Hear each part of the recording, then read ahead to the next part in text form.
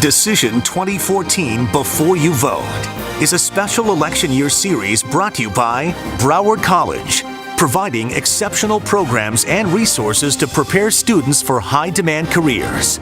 By Leadership Florida, putting Florida first. And by the Florida Press Association, the trade association for Florida's newspapers, providing communities across Florida with the news and information relevant to their life. With underwriting by the Florida League of Cities, the united voice for Florida's municipal governments. By the Florida Association of Insurance Agents, Florida's trusted choice independent insurance agents. By the Florida Credit Union Association, credit unions in Florida are giving banking a better name. By AARP Florida, helping Floridians 50 plus create real possibilities in their lives. And by the Claude Pepper Foundation, dedicated to enhancing the well-being of Florida's seniors and preserving American democracy. Now, from the beautiful campus of Broward College in Davie, Florida, Decision 2014 Before You Vote presents the candidates for the office of Governor of Florida. And now, your host, from WFOR-TV CBS 4, Elliot Rodriguez.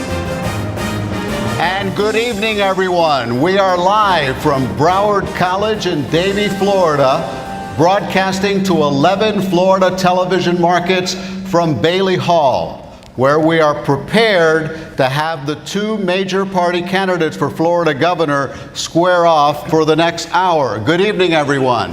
I'm Elliot Rodriguez, anchor at WFOR CBS Miami.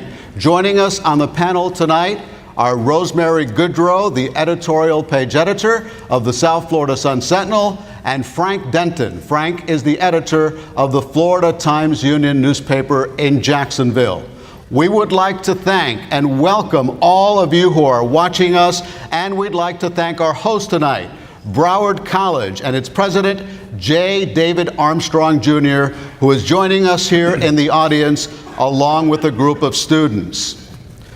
Tonight's debate is set to be interactive. We want to hear from you. We have a panel of journalists who will be monitoring all of your questions and comments on Facebook and Twitter at #FLGovDebate. On the panel are Manny Garcia. Manny is the executive editor of the Naples Daily News, and Patricia Mazzei. Patricia is a reporter for the Miami Herald. Also joining us is Bob Gabordi, the executive editor of the Tallahassee Democrat, and Jeremy Wallace, the political editor of the Sarasota Herald Tribune. And right now we want to take a shot of the stage here at Bailey Hall in Broward County. And as you can see, the two candidates who were invited to take part in this debate right now are not stepping up on the stage. Ladies and gentlemen, we have an extremely peculiar situation right now. We have Governor Charlie Crist,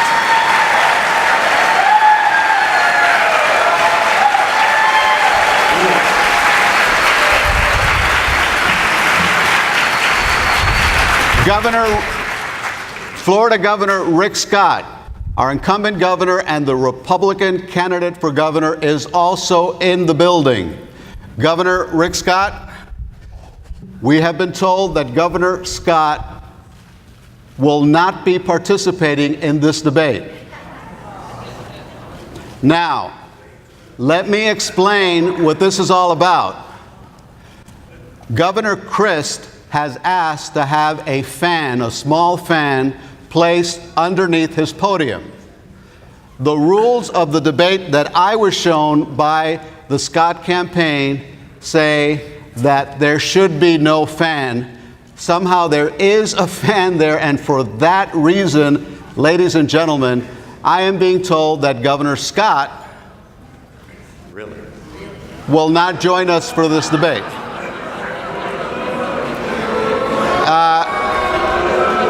Ladies and gentlemen, this is a debate. Rosemary Goodrow, I don't know, what can we say? Well, that's the ultimate pleading of the fifth I've ever heard in my life.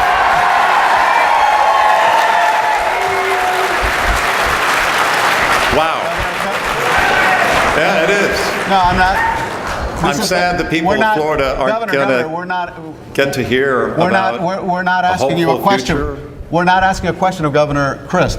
I'm asking Rosemary about the situation that we have find ourselves in. Governor Crist, do the rules of the debate say that there should be no fan?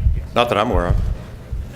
So the rules that the Scott campaign just showed us that says that no electronics can be used, Are we really including going to fan? debate about a fan, or are we going to talk about education and the environment and the future of our state? I mean, really.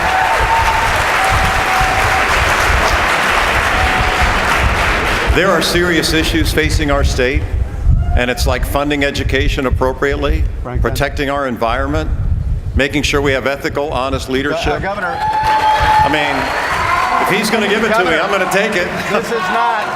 This is not a platform for one candidate. We're hoping that Governor Scott will join us on the stage. Well, and I am told that Governor Scott will join us on the stage. In all fairness to Governor Scott, I was shown a copy of the rules that they showed me that said there would be no fans on the podium. And they're my fans. Very strange.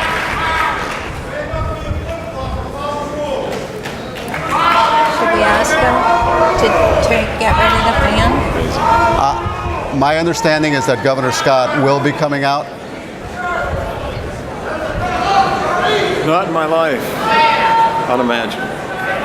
Frank, have you ever seen anything like this? No, I haven't. This is remarkable over sort of a trivial issue, no matter which side you believe you're on. We were placed in the awkward situation of having to decide this, and I don't think it's our role to determine.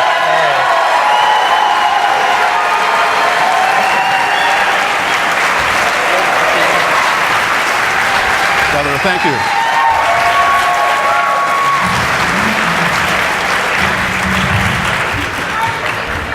Ladies and gentlemen, that has to be the most unique beginning to any debate.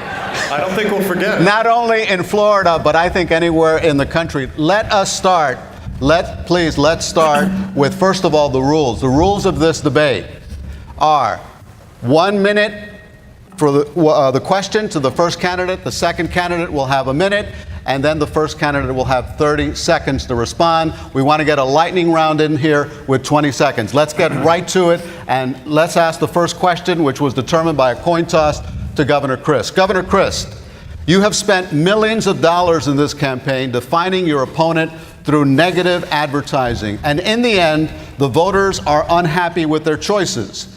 Based on social media posts we have monitored, the public is frustrated by the tone and rancor of this campaign.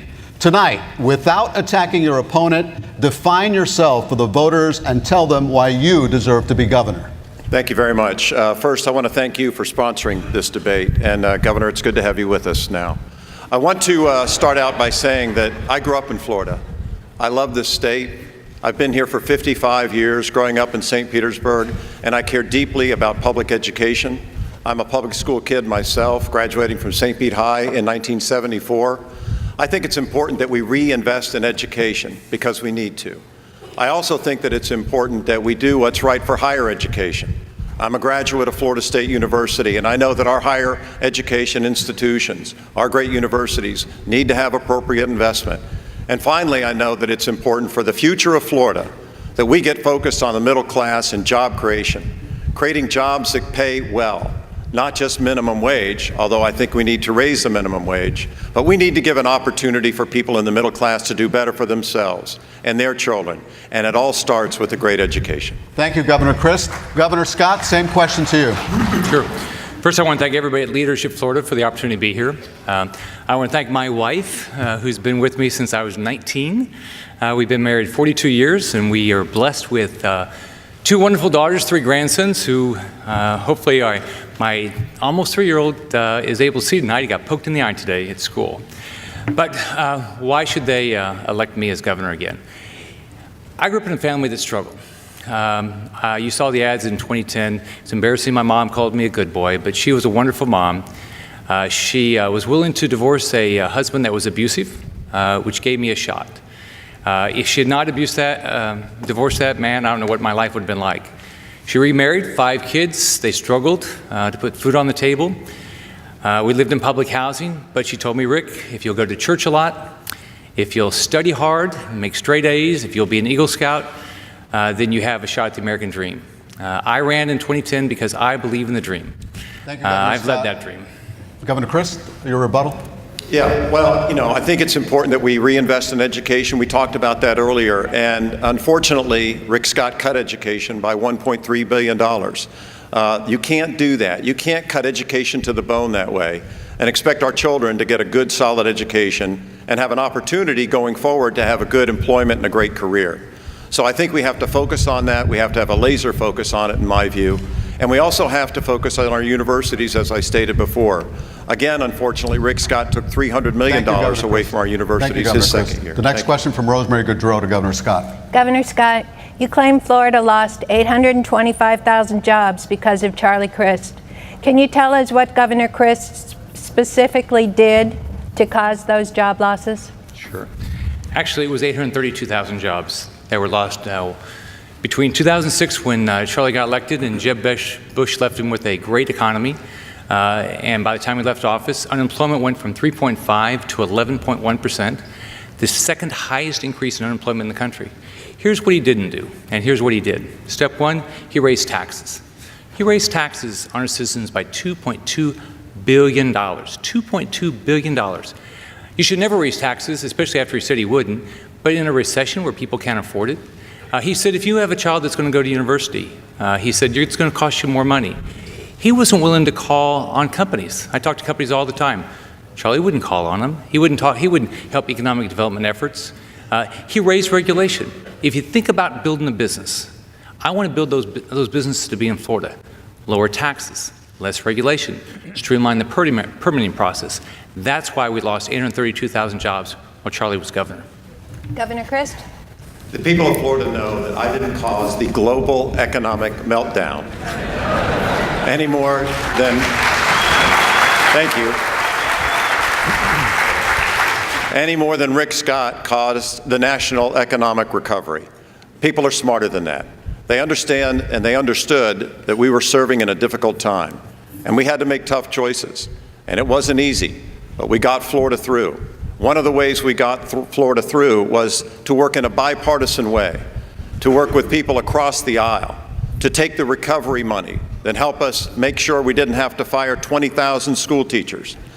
That is something that Rick Scott said was an absolute mistake. What would he do if we have a double dip and something goes wrong with the economy again?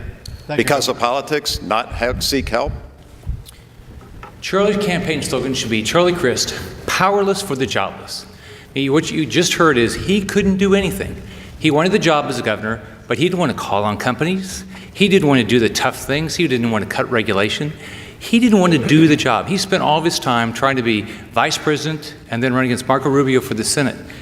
He lost 3,000 teachers lost their job while Charlie was governor. 832,000 people lost their job. Thank you, Governor Scott. Frank? Governor Crist, you support, as you said, you support raising the minimum wage, and I think you've said you'd raise it to $10.10. The other side of that is that points out that there are many small businesses that are struggling to keep the doors open, to keep operating. Why should government tell them what they should pay their employees? I think it's important to raise the minimum wage because it's very hard for people to get by on what the minimum wage is today in Florida. $7.93 is not enough to make ends meet. Raising it to $10.10 would be a 27% increase in income for hundreds of thousands of Floridians. What a difference that would make in the economy. More money they would have in their pocket to be able to go to mom and pop small businesses around the state, have the opportunity to in turn help those businesses do better and pay their employees more. You know, things aren't great in Florida right now. I've recently been on a kitchen table tour talking to real people, and they are challenged. Some of them have to work 2 and 3 jobs to make ends meet. That's not right. Florida can do better than that, and we deserve better than that. You deserve to have a governor who will fight for you, fight for raising the minimum wage, fight for equal pay for women. Rick Scott is against both. It's unfortunate, but we can fix it, and I look forward to it. Governor Scott. So Charlie is a lot of talk, but Charlie's not a lot of action. He had the opportunity. He voted against minimum wage when he was in the Senate. He didn't think it was the right thing to do, so he voted against it. But you know, here's the problem. I want jobs.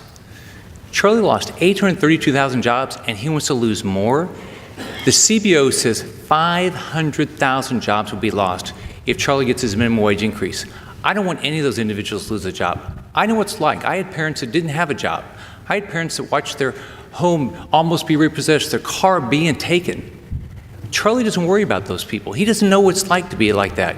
Charlie is the zero-wage governor. 832,000 people went from wages to zero wages when Charlie was governor.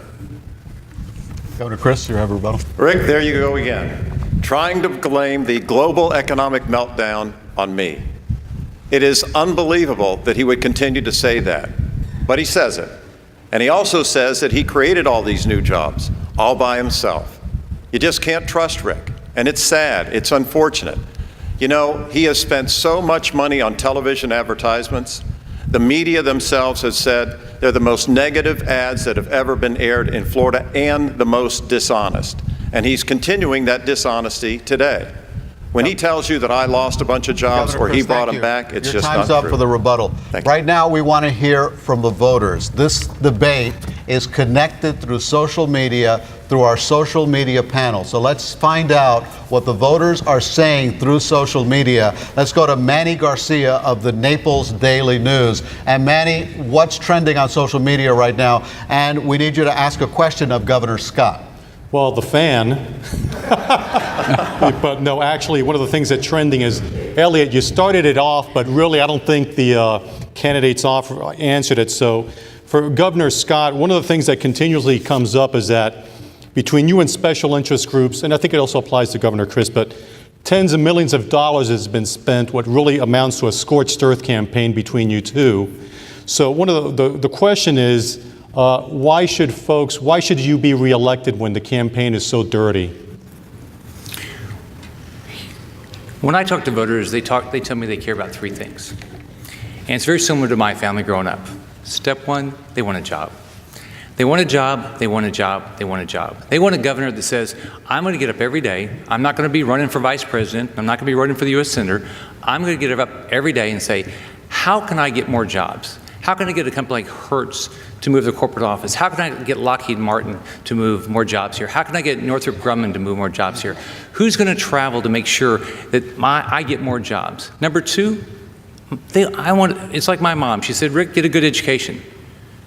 Education funding was cut when Charlie was governor. When he left, both per student and overall K-12 education was less than it was when he started.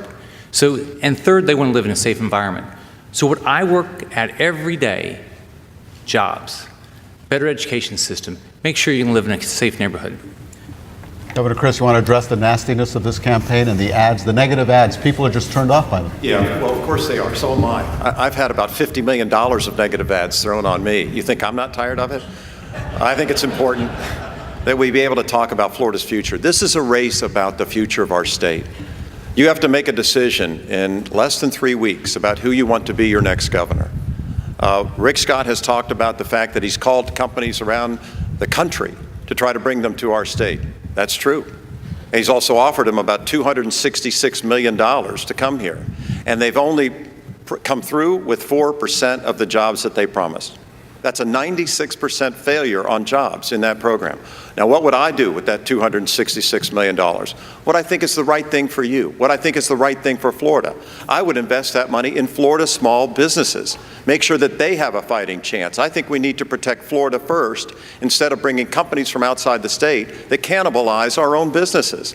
It's important to be focused on the Sunshine State, doing what's right for our people, and make sure that they have a fighting chance and a fair shot in somebody who will fight for you. Governor Scott, do you have a rebuttal? Sure. I mean, this is all talk versus action. Charlie had the job. He didn't want to do the job. He didn't want to call on the companies. And what's interesting is, why wouldn't he want Hertz to move a corporate office here. Why wouldn't he want Northrop Grumman to add jobs, pay $85,000? Hertz, 700 jobs, average income $102,000. We have 261,000 job openings in the state right now. Average income for the top 25 in demand, $27 an hour. And that's not what Charlie wants? Thank you, Governor. The next question will be to Governor Crist.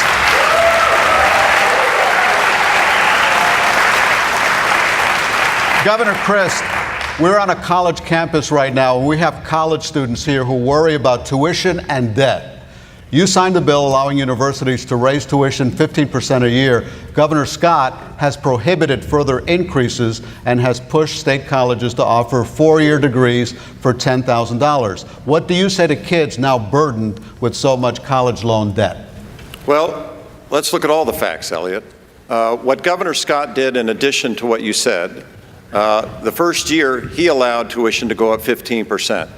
So the premise of the question isn't correct. Number two, I think it's also important to point out to college students that if you had the hope of going to college on a Bright Future Scholarship, 50,000 of you are not able to do so today because of Rick Scott.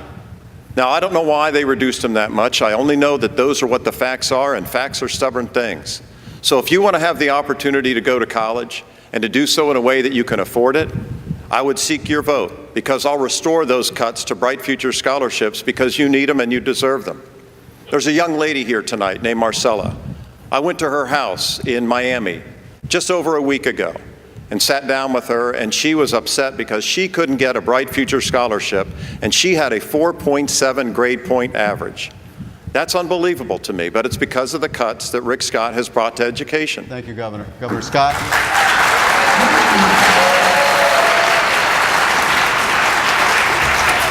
So Charlie is not concerned about the facts. He'll say anything. If you want to get the facts, go to factsforflorida.com. Factsforflorida.com. You can follow the truth. So first off, Bright Futures. The legislature, both under Charlie and me, raised eligibility.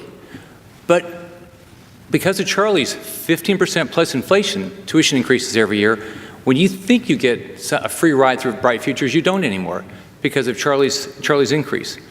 Charlie, when you think about a prepaid, think about a brand new parent. Think, I'm going to save my money, make sure my child can go to university. It was $102 when Charlie started. When he left, it was $253. We today have the highest funding for K-12, highest funding for state colleges, highest funding for universities in the history of the state. And we stopped Charlie's tuition increase. So now 18,000 families this month got back $200 million. $200 million back in their pockets.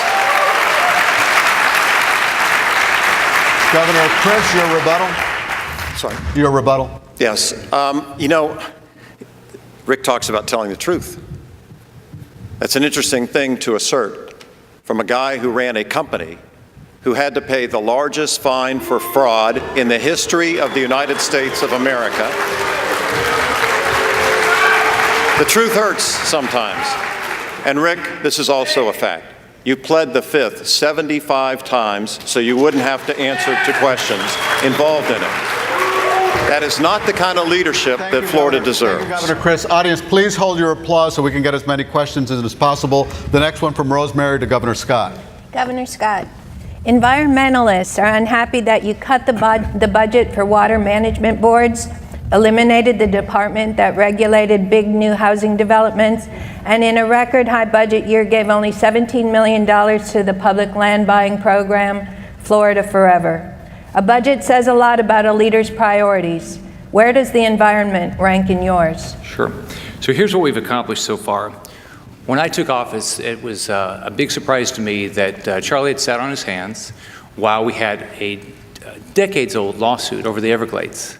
So I went about, I sat down with the Department of Justice, Interior, EPA, Corps of Engineers to try to settle that lawsuit.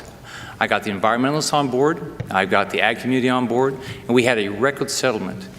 I went back to the legislature and they invested $880 million to restore the Everglades, something Charlie didn't lift a finger to do. On top of that, we put $100 million to protect our coral reefs, something Charlie didn't put a dime into. We had record funding for our springs, something Charlie wasn't willing to do. What Charlie was willing to do on the Everglades is go buy land that we couldn't use to restore the Everglades, stop projects that would have helped us. And then on top of that, even on Florida Forever, as we turned our budget around, we started investing. What did Charlie do? Spent less money every year. Thank you, Governor Scott. Governor Crist? Thank you. Florida's a special place, and you need to have somebody who really cares about the state to protect our environment and our Everglades. You know, Marjorie Stoneman Douglas wrote a wonderful book called The River of Grass. In that book, she put forward the thought that if you want to protect the Everglades, you have to buy it. Well, we started doing that during my first term as your governor, and we got a lot of it done.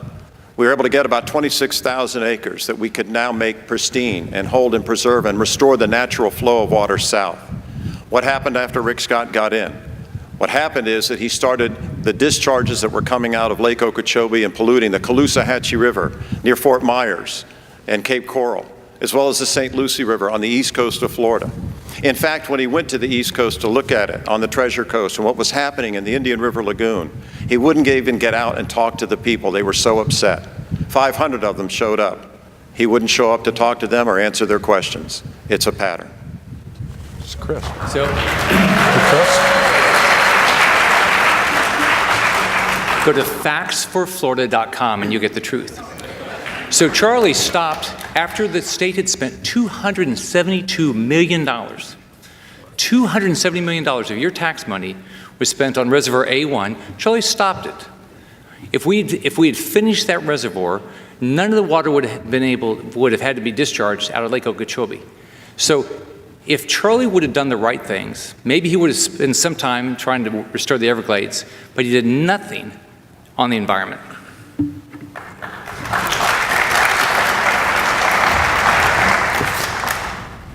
Governor Crist. Governor Crist, Florida has refused to accept $51 billion over 10 years to expand Medicaid.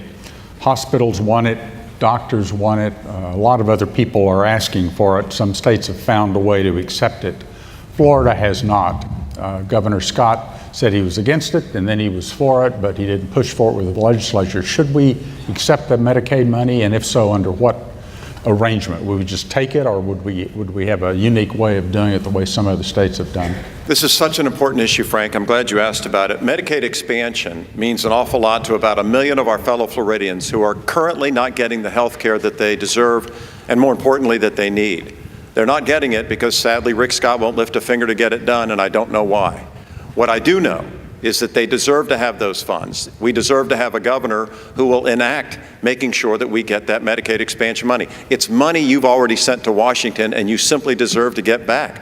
People are hurting and they are suffering. In addition to the $51 billion it would bring to the state over the next 10 years, some studies indicate it would create about 120,000 jobs. That's the right thing to do. Talk about, all talk and no action. He said he supported it. We don't have it. No action. Governor Scott. Let's go back to the facts here. Charlie was governor. He was sitting in the governor's office. There was a legislative session going on when Obamacare passed. Did he go to the legislature and say, oh, let's pass this because it's such a great idea? No. He called a special session that day. At that point, did he say, this is what I want to get Medicare expansion or Medicaid expansion done? No. Obamacare is a bad law. People are losing their doctors. They're losing their plans. What I said is, as long as the federal government wants to pay 100%, I would not stand in the way. But I'm not willing to do what Charlie did and bankrupt our state. Governor Crist, you have a rebuttal? Well, he's been governor 4 years. I would think that you would understand you don't bankrupt the state. You have to balance the budget. It's in the Constitution. We did it every year of my 4 years as your governor. Thank you, Governor Scott. Thank you, Governor Crist. This concludes the first half of our debate. And remember, our debate is interactive. Our social media panel continues to track your reactions and comments. The candidates will answer your questions when we come back after a 2-minute break.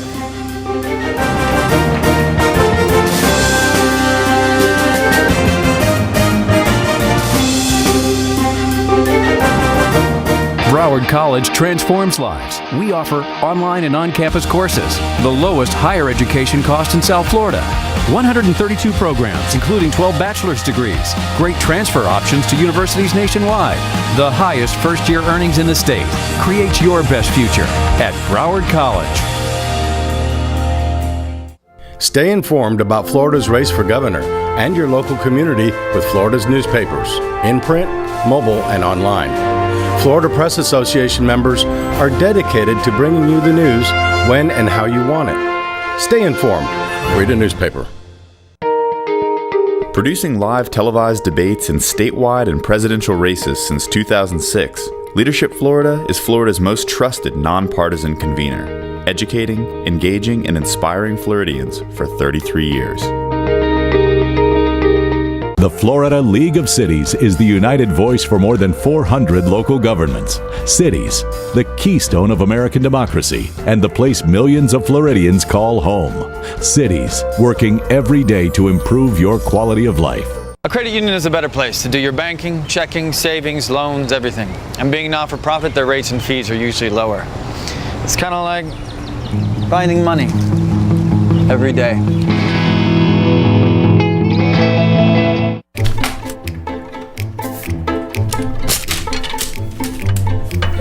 Is your insurance agent trapped by the limited options of one company? Time for the freedom of choice. Find your trusted choice independent agent today.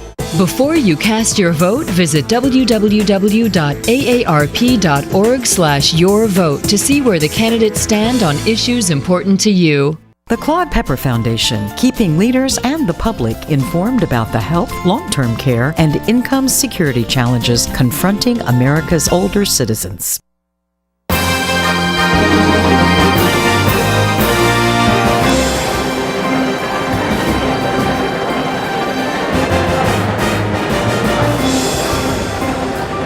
Welcome back to our debate at Bailey Hall in Broward College in Davie. We want to ask the audience here at Bailey Hall to please hold their applause so we can get as many questions in as possible. Right now, I want to toss it over to my colleague at CBS 4, anchor Erica Sargent, who is with our social media panel. Erica. Elliot, thank you. I am Erica Sargent, and hundreds of you are interacting with us on Facebook and Twitter using the hashtag FLGovDebate. And right now, the three top trending topics on social media are 1, economy and jobs, 2, the cost of higher education, and the third trending topic is climate change and its impact on Florida. So now we want to turn back to our social media panel, and I'm going to turn it over to Patricia Mazzei with the Miami Herald. So Patricia, with all that we're seeing on Facebook and Twitter, what is the question that you now have for Governor Crist?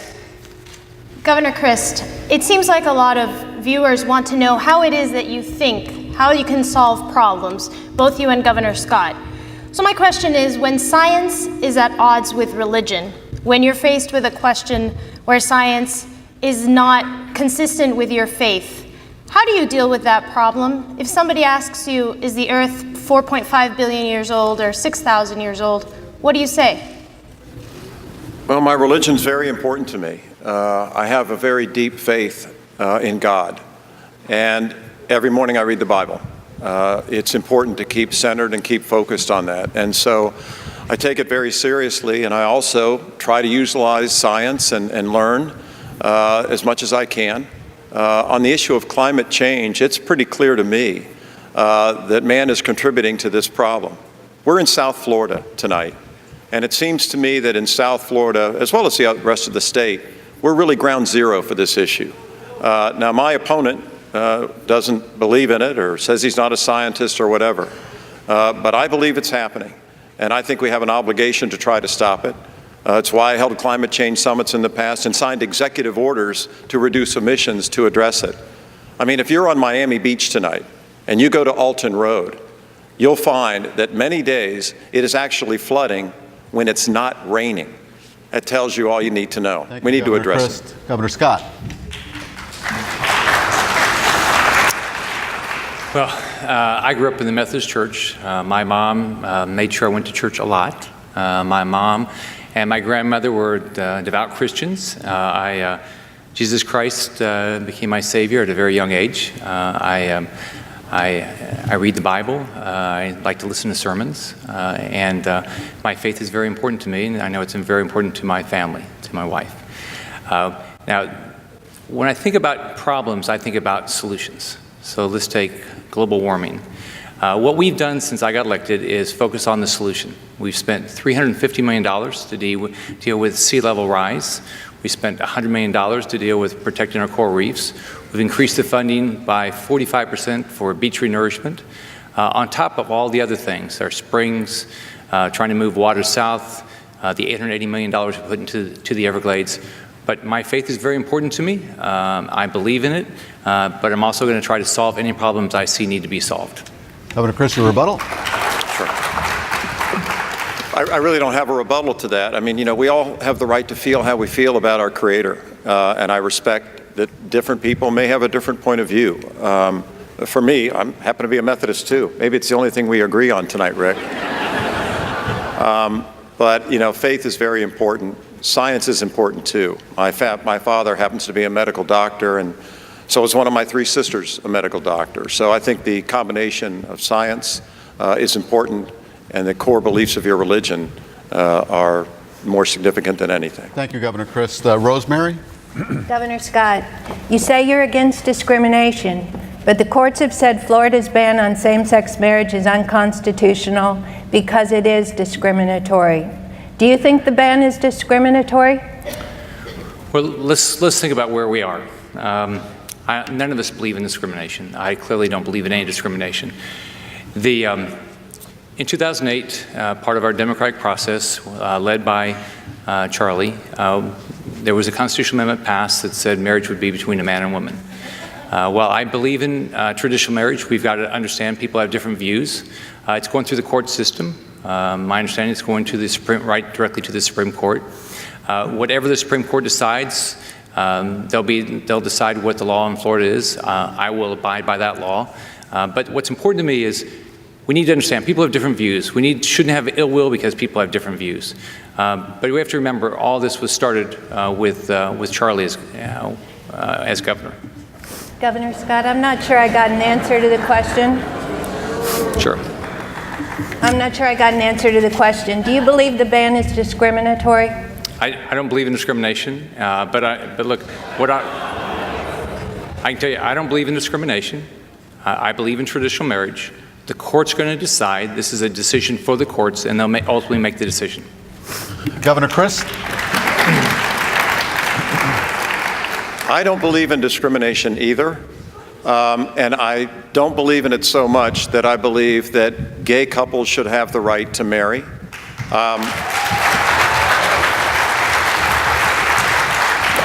And I think the best way to capture this, Rosemary, you tried to get an answer, it's difficult, but I think the best way to capture this is to understand that who is it for us to tell other people who to love? And what is it in our right to tell other people who to marry? I think we've come to a place in American society, and certainly I think Florida is leading the way with the decisions that have been made. This is the right thing to do. We need to move forward. So, Charlie just told you his beliefs today, but you have to remember when he gave an interview about this issue before, he said he took his prior positions for political expediency, meaning as a way to win office. We don't actually know what Charlie believes on this issue because he's taken every side of this issue. Okay, thank you. Our next question is from Frank Denton. Governor Crist, education research shows that of all the factors that affect a child's academic success, 2/3 of them are outside the school, mostly in the family and in the community. Especially in poor communities, success in school can be undercut by poor parenting or some other part of unhealthy home life. Should the state have a role in this crucial part of educating our children? And if so, what should it be? The state definitely should. The state always has. I mean, when I went to high school, I played high school football. It was an after-school program, if you will. You know, we had band, we had music, arts, sports, and one of the things that really saddened me when Governor Scott cut education funding by $1.3 billion his first year is that some entire schools had to be shut down. After-school programs across the state had to be mothballed. In my home county of Pinellas, AP classes had to grow their class size by almost 30%. That is not the right thing to do to help a community, to help a school, or to help a child. And so I think we have to do, as I said at the outset, reinvest in education because of the dramatic cuts that Rick Scott has brought about. Those are the facts. They're stubborn things, but we need to move forward. Governor Crist, that's investing in the schools. The question was about, does the state have a responsibility with family life, teaching people how to be better parents, preparing kids to go to school so that they can perform? Well, I think the best way to do that is to try to lead by example. Any of us do that in our communities. Whether you're working with the Boy Scouts or you're working with whatever the organization might be, I think it's important that all of us play a role in that, whether it's the state or the private sector. Thank you, Governor Crist. Governor Scott? Well, first off, I believe in parental rights. I was blessed that I have a mom that was willing to go through a painful divorce while she was pregnant with me because she was married to an abusive man. But I believe that unless we see problems, we need to give parents the opportunity to raise their children. Everybody has different goals for their children. They don't exactly do exactly what we think. But Ann and I had goals for our daughters, and I know our daughters have goals, and their husbands have goals for our grandchildren. I think we need to leave as much parenting as we can to parents. And at school, our job is to educate them to, so they're going to be solid citizens and they can have great careers. But I believe in parental rights. All right, gentlemen, can we move on to the next question? Governor Scott, the next question is to you. Watching everything that evolved around the shooting death of Trayvon Martin and the trial of George Zimmerman, do you think justice was served in that case? Well, I'll tell you, here's what I did, and I first sat down with Trayvon's parents, Sabrina and Tracy. I wanted to make sure they felt comfortable that law enforcement was going to do a proper investigation. And then I sat down with them when I brought in the special prosecutor, Angela Corey, to try to make sure they were comfortable that justice would be served. It went through the system. I respect the system we have in our state. I want to really thank Trayvon Martin's parents because some of the issues that they've had in Missouri we didn't have here, and a lot of it was because of his parents. I mean, my heart goes out to them. I can't imagine losing a grandchild. But I thank Trayvon's parents, Sabrina and Tracy, because they did a great job making sure we didn't have the problems that we had in Missouri. Governor Crist, was justice served in that case? It's hard to say. Neither of us were on the jury. So we don't know the facts as well as the jury in that case know the facts. I used to be the Attorney General, and I understand that judging from afar is not a very good idea. What I do know, though, is this stand your ground law needs to be fixed. It's a problem. I know that we have the right to defend ourselves. I think everybody believes in that American premise, and it's the right thing to do to be able to defend yourself and your property. But when it gets to the point and you've got a statute on the books that allows the initiator of an instigation to end up killing another human being after they started the incident, there is something fundamentally flawed with that law. I believe that we can protect the right to defend yourself and make sure that we don't have laws on the books that end up with the tragic death of Trayvon Martin. Let me just follow up. Governor, would you change the stand your ground law? No, I would not change the law. I think that death is a tragic death, but I believe in the right to defend yourself. I mean, I can't imagine losing a child like that.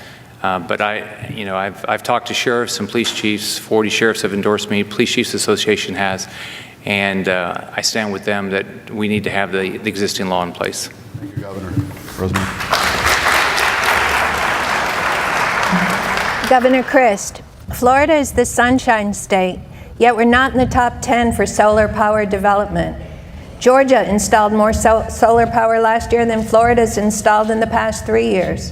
Why isn't Florida aspiring to be a leader in solar energy? Florida should be. We should be the global leader in solar energy development. My goodness, we're the Sunshine State. It doesn't make any sense not to do so. So you have to ask, why aren't we doing that? We started doing that during my administration between 2007 and 2011. Unfortunately, with Rick Scott's administration, they are the friends of the utility industry. They are funding his very campaign. And they have laws on the books that make it incredibly difficult for companies that want to develop solar energy in Florida, in the Sunshine State, to be able to do so. So, well, how do you fix it? You elect a different governor who believes in solar energy, believes in wind, believes in renewables, believes in these cleaner energy sources, is not, beholden to the utility companies that keep jacking up your bills like Duke and FP&L. It's just wrong. You need to have a governor who's on your side, who has a bright idea, no pun intended, about solar energy in the Sunshine State, because it's simply the right thing to do. Governor Scott. Well, first off, Charlie doesn't worry about the facts. While he was governor, utility costs went up 30%. They went from below the national average to above the national average. Since I got elected, utility rates have come down 11%. Now we're below the national average. Now, with regard to solar, we need to have an attitude that we want everything, but it's got to be reliable and it's got to be cost effective. If Charlie had his way, we'd go the path of California. What's the path of California? It's a 40% increase in electricity for our residents. If the average person in our state pays right now about $208 in electricity a month, that would be an $80 increase.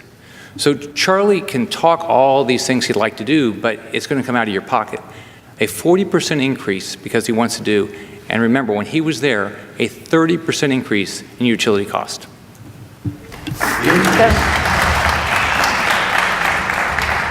Let's get back to the truth. The increase in your utility bills has happened under the last 4 years. You at home watching tonight know if your bills are going up under Rick Scott. I know mine is, and I'm sure yours probably is too. You also know that your property insurance bills are going up under Rick Scott. You may not know this. He actually signed into law recently a law that says that the Office of Insurance Regulation cannot regulate insurance. Does that make sense to anybody? Well, it does to the insurance companies. Can I respond to that? Yes. It's not true. Oh, it's true. So here's the facts. Charlie's Obamacare law has the federal government, HHS, deciding all the rates for those plans. Why would the state do the exact same thing? They wouldn't do the same thing. They have no power to do the same thing. HHS is deciding all those rates. And Charlie signed legislation that allowed companies like Duke to pass on costs for power plants that were never built. That's not true. I stopped. That was Jeb Bush.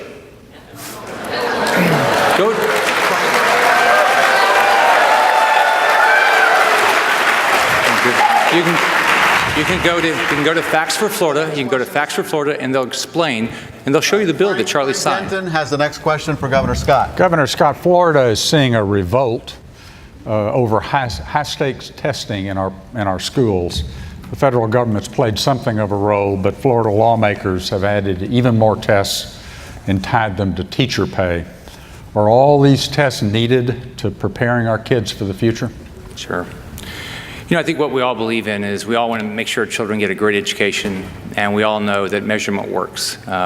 It does work. But people are concerned about how much testing we have. The latest concern is how much the federal government's involved. There's in a lot of areas, including education. So about a little over a year ago, I said the federal government, we're not going to use the federal assessment standards, PARC. We worked on legislation, got it passed that said the federal government's not going to data mine our students. On top of that, we said that the curriculum decisions would be made at the local level. Then we moved to Florida standards. And this next year, what I'm going to do is go around and look at all the standards we have, because some of the standards are at the state and some of the standards are at the district, to just make sure everybody knows what the standards are, who's doing them, and do we have the right standards. Governor Crist. There's way too much testing in our schools today. There is. And the reason that is that Rick Scott signed a bill his first year in office that I had vetoed. I vetoed that bill because it put too much of an emphasis on teaching to the test. These learning centers have now become testing centers, our schools. And that's not right, and it's not fair to our children. We need to have somebody like me as governor who served as education commissioner and understands these issues. Under Rick Scott, we have had 4 education commissioners in 4 years. We've got to get our education system back on track. We need somebody who understands it, who actually went to our public schools. I'll do that. I'll make sure it's funded properly. We got to get it right. So let's look at the results. Step 1, our 4th graders are number 2 in the world in reading. Our 4th and 8th graders had the highest student achievement gains the last 3 years of any large state in the country. Hispanic students have some of the highest graduation rates in the United States. The overall graduation rates for high schools are up, I think, around 4 or 5% since I got elected. Our African American students had the highest student achievement gains of any state last year. The National Council for Teacher Quality, 2 surveys in a row, says Florida has the highest quality teachers in the country. Now, when Charlie was governor, 3,000 teachers got laid off, including Inca Silver, a teacher that got laid off in 2008 because of Charlie's cuts in education. She called his office, and he wouldn't even return a phone call. Thank you, Governor Scott. I have a question for Governor Crist now. Governor Crist, under your administration and under Governor Scott's administration, scores of children have died under the supervision of the Department of Children and Families. Why are we unable to keep kids safe? It's tragic. You're talking about the challenges and the difficulties at the Department of Children and Families. And even if one child dies, it's a tragedy and it's awful. But this is an area where I decided to reach across the aisle. When I got elected governor in 2006, I reached out to Bob Butterworth, a former attorney general. You know, one of the smartest things you can do as a leader is to surround yourself with the best and the brightest. Bob Butterworth was great, and then he was followed by George Sheldon, who's running for attorney general, did a tremendous job behind him. What's important is to be transparent, though. There's a story in the paper today about a lack of transparency on this issue from Rick Scott's administration. And I can't understand that. Maybe he'll talk about it in the rebuttal. But what is important is you have to be clear, you have to be open, or you can't fix the problems to begin with. One of the first questions I got from Bob Butterworth when he was secretary, when we had a challenge with a child very early in the administration, he said, "What do you want me to do?" I said, "Call a press conference. Let's shine a light on it." Thank you, Governor. We can't fix it unless we know about it. Governor Scott. Sure. It's tragic. Right after the Bell shootings, I went and met with the survivors of that family, and your heart goes out to them. We have grandkids. We don't want anything to happen to our children. So here's what we did. When I came in, the first thing we did is we increased the pay for our child protective investigators.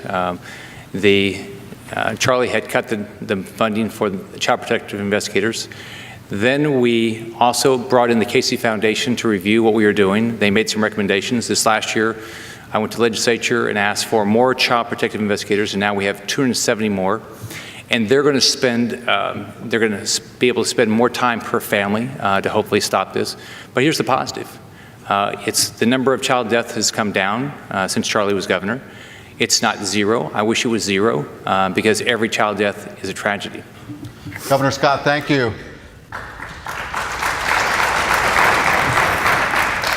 Governor Scott, Governor Crist, now we're going to have a lightning round with some shorter questions. You have 20 seconds to answer the question. I'll ask you, Governor Crist, then I'll ask Governor Scott a different question. And the first question I want to ask you, Governor Crist, is why did you insist on bringing a fan here when your campaign knew this would be a contentious issue?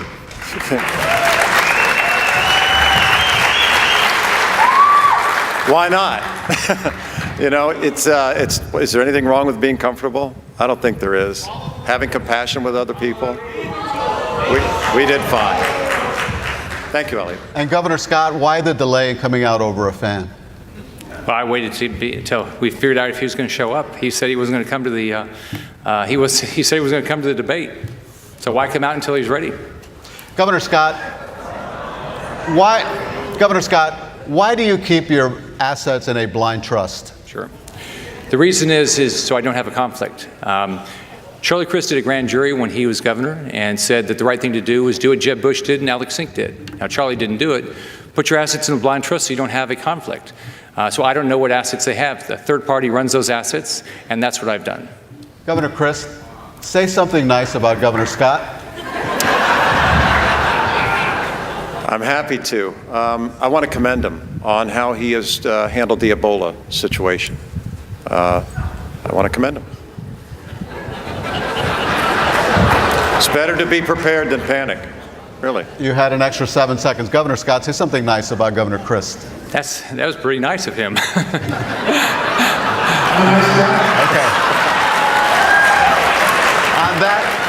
On that note, the lightning round is over. We were short on time. We started late, gentlemen. That concludes the question and answer portion of this debate. The candidates will now have 20 seconds for, we'll have 1 minute for closing arguments. And Governor Crist will go first, and that was determined by a coin toss. 1 minute for your closing statement, Governor. Thank you very much. I just want to thank people watching at home tonight. You've seen the differences between Rick Scott and myself. I care about education. I grew up in this state, and I love Florida. I want to do everything I can to make sure that the middle class has an opportunity to do better than you're doing under Governor Scott.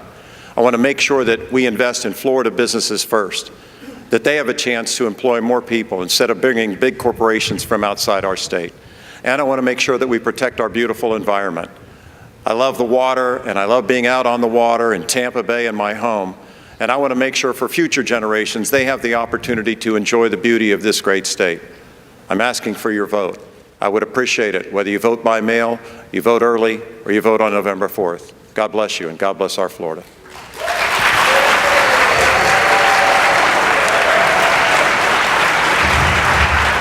Governor Scott. I want to thank thanking my wife for standing by me through thick and thin. My mom's watching from heaven. I want to thank her for being willing to divorce an abusive husband. I want to thank my daughters and for being such great members of our family. 4 years ago, my mom was embarrassingly calling me a good boy, and I ran on a campaign to get our state back to work. 700,000 jobs over 7 years. We're on a roll. It's an honor being your governor. It's a great honor. I would love to get your vote. I'll tell you, I'll do everything I can to make sure this is the state that you can live your version of the American dream. Es un honor ser su gobernador. Le pido su voto para seguir trabajando para hacer de la Florida el mejor lugar para vivir el sueño americano. Sigamos trabajando. Muchas gracias. Great to be here. Governor Scott, thank you very much. Governor Crist, thank you very much. That concludes our debate. Don't forget to vote on Tuesday, November 4th. Governor Scott, thank you.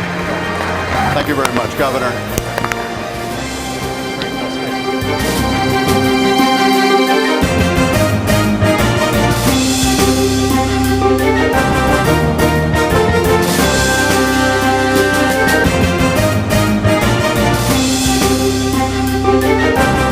Decision 2014, Before You Vote, has been brought to you by Broward College, providing exceptional programs and resources to prepare students for high-demand careers, by Leadership Florida, and by the Florida Press Association, with underwriting by the Florida League of Cities, the Florida Association of Insurance Agents, the Florida Credit Union Association, AARP Florida, and the Claude Pepper Foundation.